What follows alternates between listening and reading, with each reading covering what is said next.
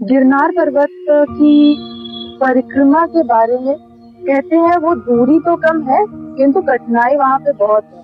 हाँ, ऐसा है क्योंकि अब जब पर्वत की एक आप जंगल के रास्ते से, वनों के रास्ते से होते हुए जब एक पर्वत की परिक्रमा करते हैं, तो कई स्थानों पर आपको ऊपर चढ़ना होता है, कई स्थानों पर आपको नीचे उतरना पड़ता है। कुछ दूरी तक स्थित है वहाँ पर मार्ग बना हुआ है और उसके बाद मार्ग नहीं है, फिर आपको कच्चे मार्ग से ही होकर गुजरना पड़ता है। मतलब चढ़ाई भी है? चढ़ाई भी है, पत्थर भी है, कंकड़ भी मिलेंगे, हर प्रकार का।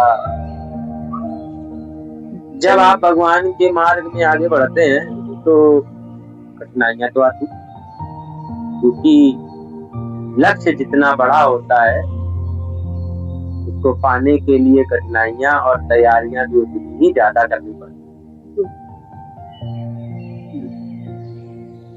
ऐसा संतों द्वारा सुना है कि वहाँ पे आज भी बहुत से ऋषि मुनि गुप्त रूप से तपस्या कर रहे हैं, कंदराएं बनी हुई है।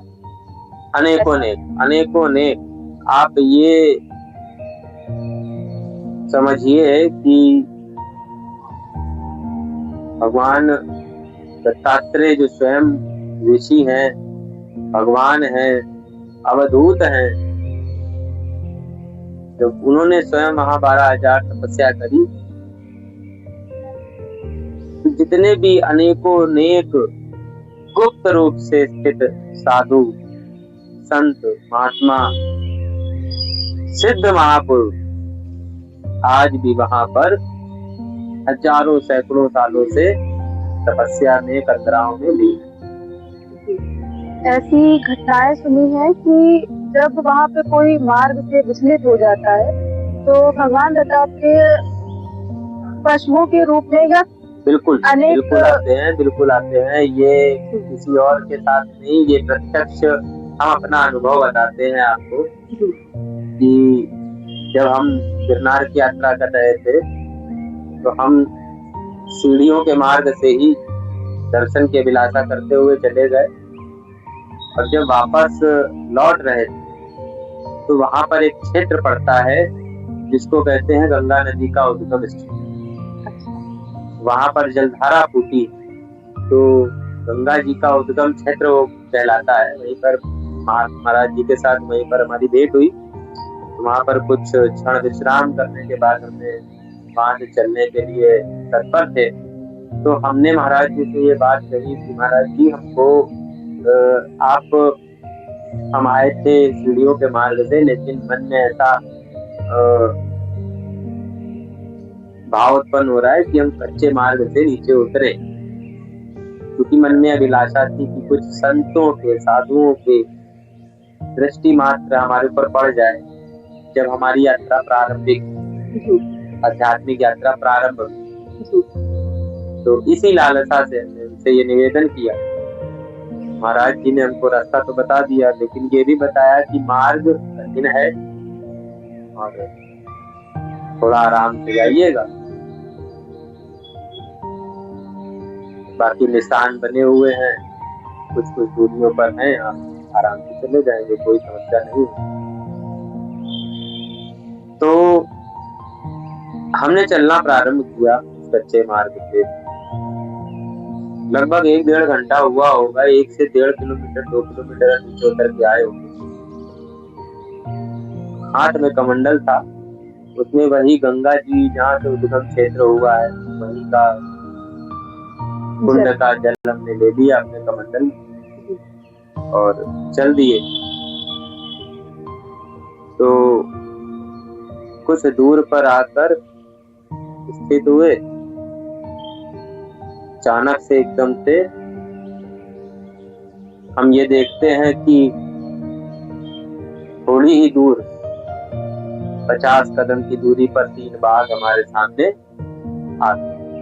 अब उनकी जो ऊंचाई रही है लगभग 8 फीट 9 फीट ऊंचाई रही है, बहुत मोटे ताजे 3 बाघ आ गए 100 कदम की दूरी पर। तो प्रारंभिक यात्रा थी,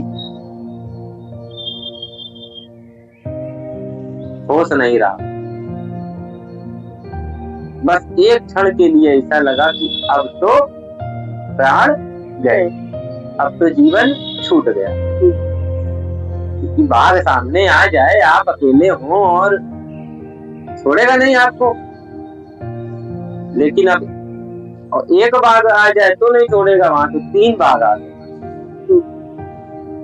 कुछ होश नहीं रहा। बस कमंडल हाथ से छूटा और वो जमीन पर गिरा। लेकिन वो उससे जल नहीं गिरा, खाली उसके जो ऊपर ढक्कन लगा था, ढक्कन हट गया।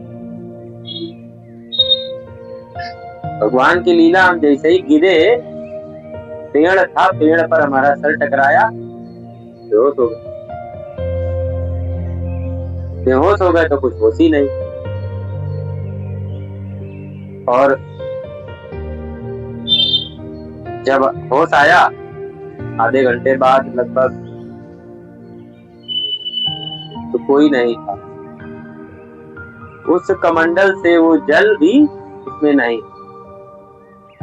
जो कमंडल है हमारा, उसमें जल भी नहीं।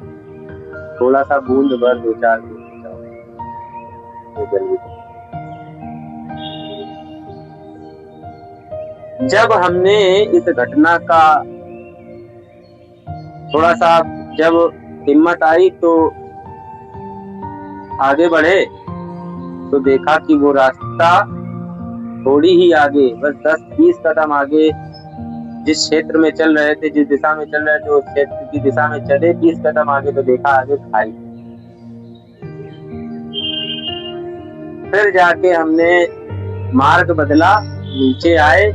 फिर उसके बाद कोई कठिनाई भी नहीं हुई नीचे उतरने में, और हमको कोई नहीं।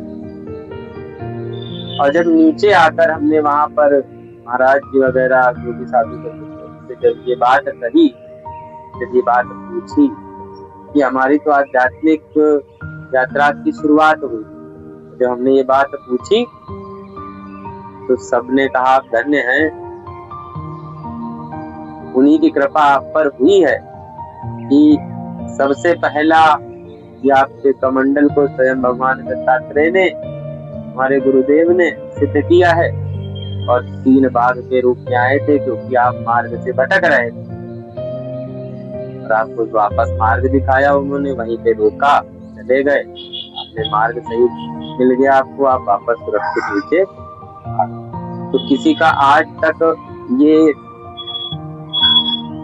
वर्षों वर्ष हो गए, लेकिन आज तक कभी भी किसी ने ये नहीं सुना कि भगवान दत्तात्रेय की वहां पर किसी पर कृपा ना हुई हो।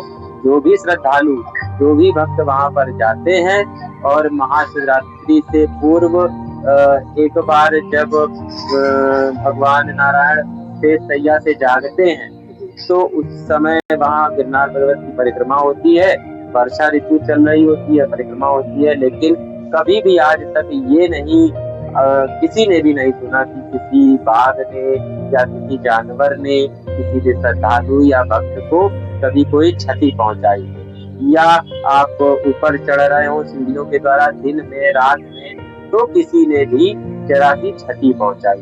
वहां पर स्वयं भगवान दत्तात्रेय की ऐसी कृपा उपस्थित है।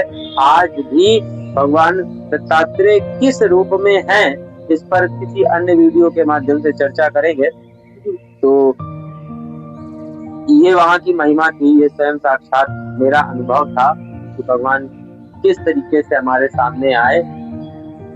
जय गिरनारी। जय।